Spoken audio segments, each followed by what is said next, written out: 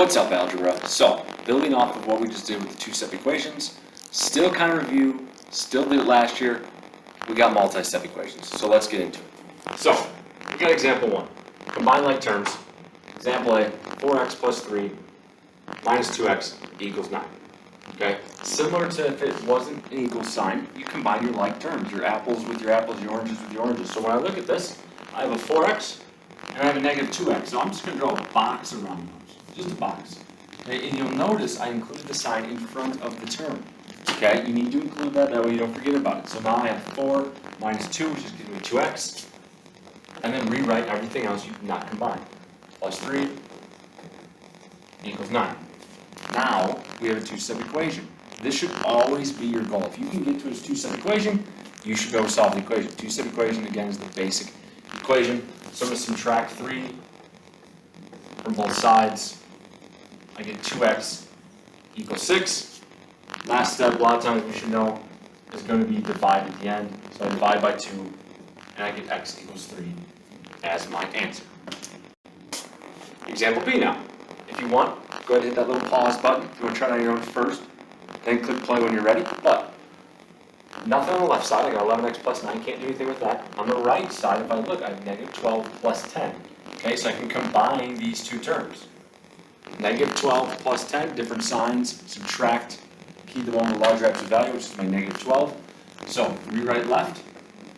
11x plus 9 equals negative 2. And again, we have a two-step equation. That is our goal. Get to the two-step equation. Subtract your 9 from both sides. We have 11x on the left. Same sign and keep the sign. I get equals negative 11. Last step, again, as we said last example, is to divide. We divide by 11, and I'm going to get x equals negative 1. So, moving on to the next example. We got distribution. I didn't write it down, but that's okay. We know what it is. Distribution. That means I need to multiply whatever's in the outside of the parentheses to everything on the inside. Now, right here, this is plus 3. I can't do anything with that, so just leave it there. Don't worry about it. We're going to distribute the 2. So I distribute the 2 with both the x and the negative 4. I get 2x minus 8, and then we just rewrite everything else. Plus 3 equals 7. Okay, now some of you might do a couple steps here differently, which is fine if you get to the right answer. It's not always just one perfect way. Okay, we'll combine our like terms on the left side. So I got 2x, negative 8 plus 3. Well, that gives me a negative 5 equals 7. Again, two-step equation. That's the goal. Get to the two-step equation. So from there, add the 5 to both sides. They cancel on the left. We get 2x equals 12. And then our last step, always, not always, but most of the time, divide by 2, and I have x equals 6 as my answer. Okay, that's the only example of distribution we're going to do. It's pretty straightforward. We all know how to distribute from there. It's the same similar steps as the problem, example 1, A and B. Alright, example 3. So, we have two types of three-step equations. Okay? One has parentheses, which is one way to do, which is distribution, which we just did. But if you were in class, okay, you would have seen someone ask a question about this, and there is two different ways to do it, which I'm going to show you the second way. And then here, again, we're going to talk about how that's a little bit different as well. So looking at A, instead of distributing this 2, it is being multiplied currently. The opposite of multiplying is division. So I can divide by 2 on both sides. Okay, that's 1, going to make it less steps. 2, it's going to make the number smaller, which should technically be easier. So we divide, 2's cancel on the left. I rewrite what's in the parentheses, 2x plus 4. And then on the right, I have 8 divided by 2, which is 4.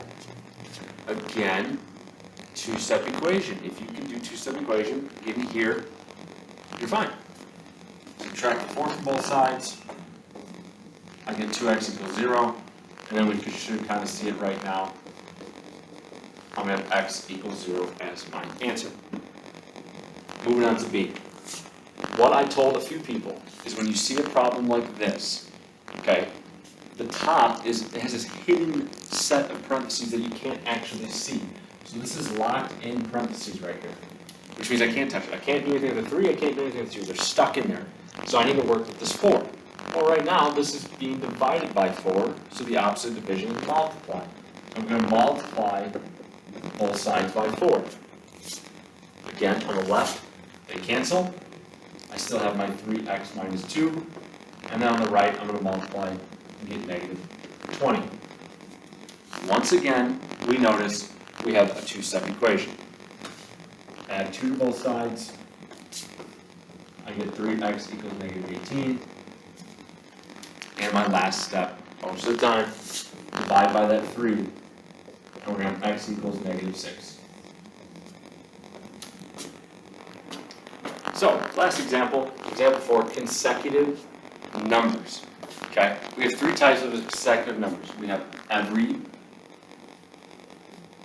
number, which is something like 1, 2, 3, and so on. You could start with a negative. Okay? We have even.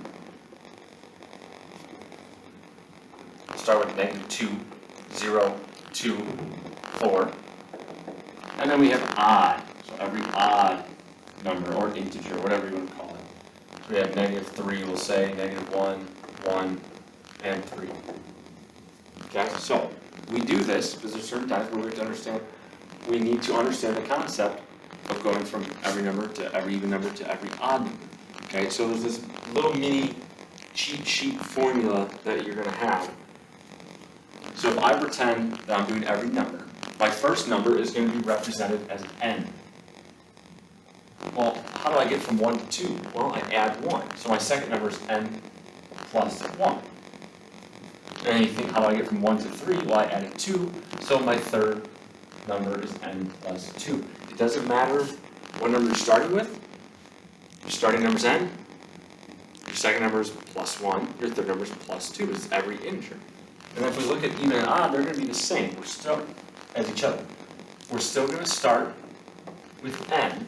But if you think about it, going from negative 2 to 0, or 0 to 2, you added 2. So your second number is n plus 2. And that's going to be the exact same thing for odd. One misconception people have is that it should be n plus 1, n plus 3. Well, if you think about it, how did I get from 1 to 3? I still added 2.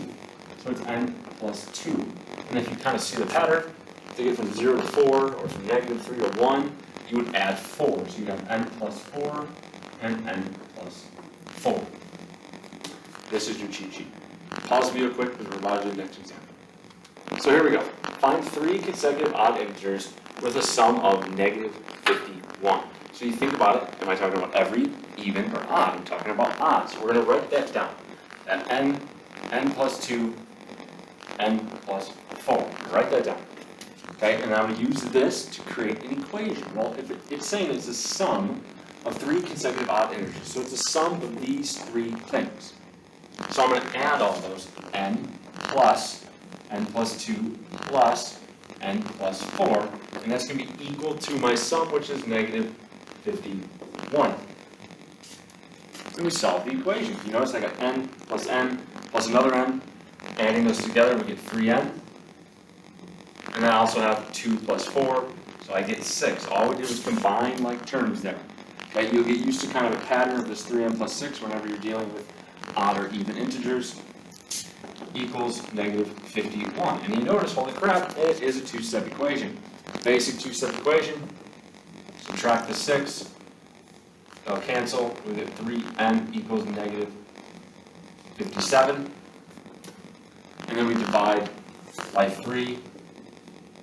We get n equals negative 19. Now that's not my final answer. It's asking me to find 3 consecutive odd integers.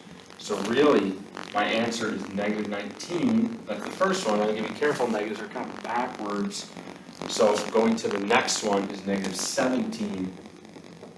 And then the third one is negative 15. That is my final answer for the problem. Okay? You have a worksheet that's based on this.